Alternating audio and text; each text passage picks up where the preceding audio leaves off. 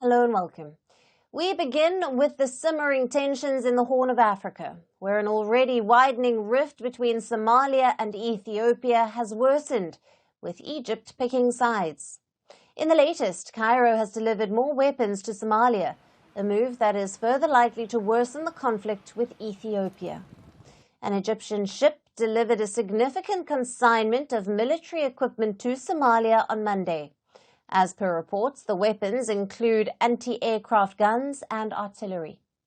Somali Defense Minister thanked Egypt in a social media post. The minister was himself present at the port during the delivery and was overseeing the offloading of arms. He said Somalia has passed the stage where they were dictated to, and now they will choose their enemies and allies themselves. Egyptian Foreign Ministry said the shipment reaffirms the country's ongoing central role in supporting the Somali military. Meanwhile, Somalia's breakaway region, Somaliland, has been alarmed by Egypt's military aid to Somalia. Its foreign ministry, in a statement, said that it is concerned that the weapons could land in the wrong hands, including those of terrorists. Now, this is the second such delivery from Egypt to Somalia, as ties deteriorate with their mutual rival Ethiopia. Tensions erupted after Ethiopia signed a deal with Somaliland to gain access to its port and coastline to build a naval base. In exchange, it agreed to become the first nation to officially recognize Somaliland. But Somalia called this deal an attack on its sovereignty. Egypt, which is at odds with Ethiopia over a dam on the Nile River, has forged close ties with Somalia amidst the mutual mistrust. Cairo has also offered to deploy its troops in Somalia that can potentially replace the Ethiopian troops that are stationed in the country fighting al-Shabaab terrorists. In further signs of strains, Egypt on Sunday asked all of its nationals in Somaliland to leave the region urgently, citing security concerns. Now, this followed a decision by Somaliland to shut an Egyptian cultural center in its capital last week. It also asked all of its staff to leave the territory. The Ethiopian Prime Minister Abiy Ahmed earlier warned the rivals against invasion, which he said will trigger strong retaliation. Somalia's close ally, Turkey, has been mediating talks between the neighbors Ethiopia and Somalia. So far, they have not resulted in a breakthrough. Will Cairo's military aid to Mogadishu complicate the peace efforts? Now, for more on this, we have with us Shadwa Zaher, a global affairs analyst who is joining us live from Cairo, Egypt. Thank you for being with us.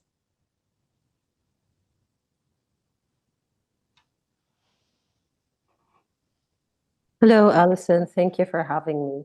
And thank you for this report. It's very comprehensive. Great to have you on the show. Now, what are the strategic motivations behind Egypt's decision to send arms to Somalia, and how does this align with the broader regional interests?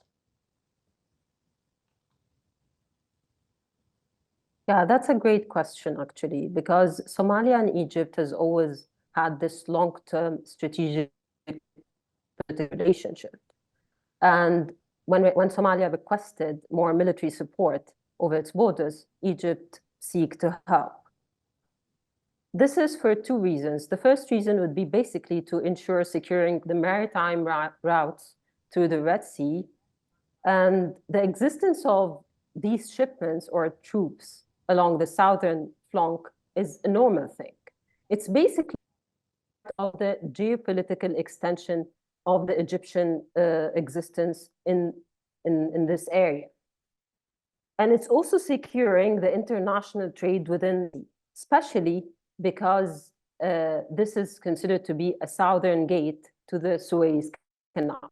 So sending troops, assisting Somalia, because it's a strategic relationship and a strategic partner in Africa region, is part of ensuring that the development and the economic and the trade process is working in its normal path.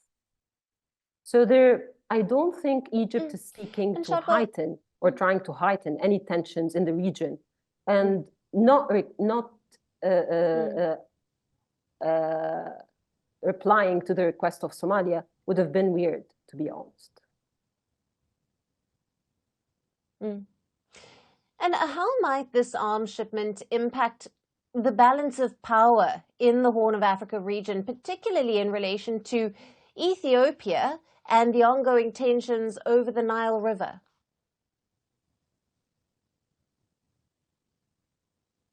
Yeah, I think this is actually making sure that the balance of power is still in its place, because Egypt's national security is simply part of the African security and vice versa, including the Ethiopian security. So the intrusion of the Egyptian-Ethiopian relationship in this relation with Somalia basically is adding a layer of strategic competition that is not really relevant in this case. So the matter here is basically about maintaining national security along the maritime route and the Red Sea international trade.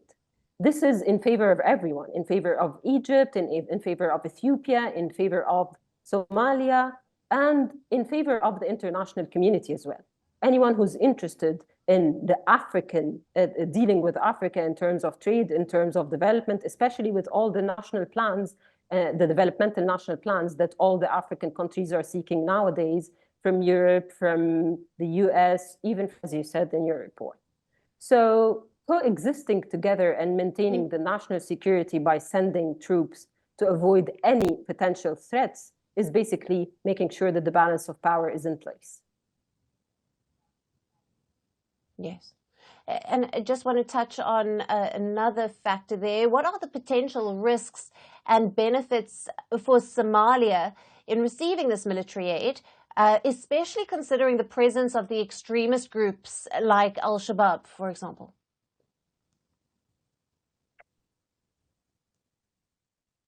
Yeah, bringing Al-Shabaab in the scenario is really very, very important, because Egypt has long history of dealing with such kind of groups that are Islamic groups with Islamic backgrounds. So Egypt understands where do they come from.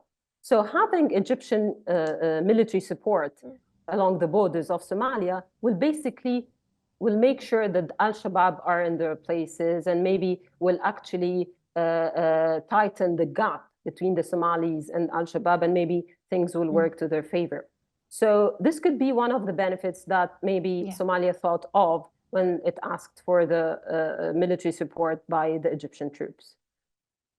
One other benefit, as I've said, is basically maintaining international security along the African region and protecting international trade. And Shadwa, how do you foresee the international community, including the African Union and the neighboring countries, responding to Egypt's military support for Somalia? I think this move actually, in my opinion, aligns very well with the strategic goals of the African Union. Because the African Union mission in Somalia has always been seeking peacemaking, okay? So sending or supporting each other military is part of the strategic relationship that has always been there between most of the African countries.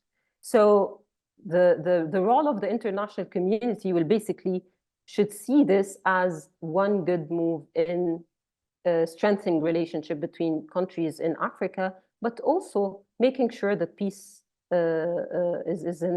peacemaking process is still working to the favor of everyone.